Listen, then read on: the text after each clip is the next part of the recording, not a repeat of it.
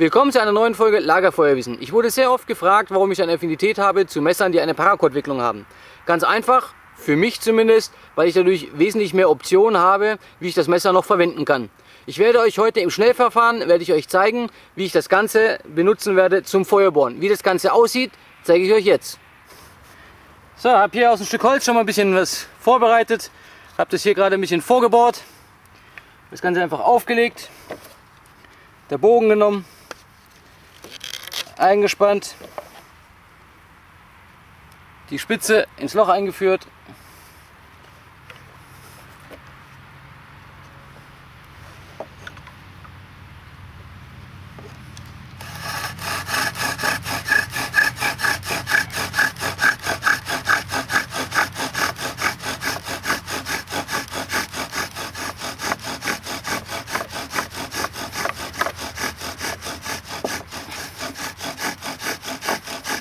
durch das Loch habe ich natürlich sehr wenig Reibung, anders wie mit einem Stück Holz oder einem Stein, wo ich hier oben auch noch einen großen Abrieb habe.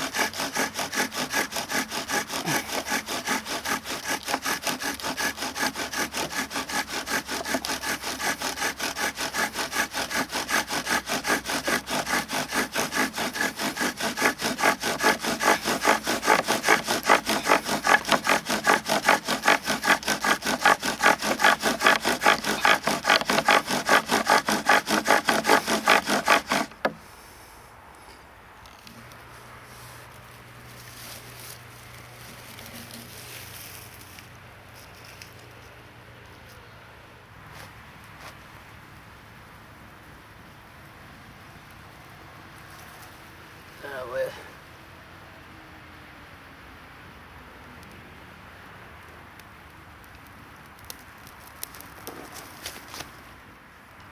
Mein Tipp heute, einfach mal wieder ein bisschen aus der Box denken.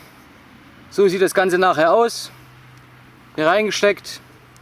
Dadurch hat man unglaublich wenig Reibung aufs obere Griffstück und man kommt ziemlich schnell zum Ergebnis. Alles Gute, bis bald!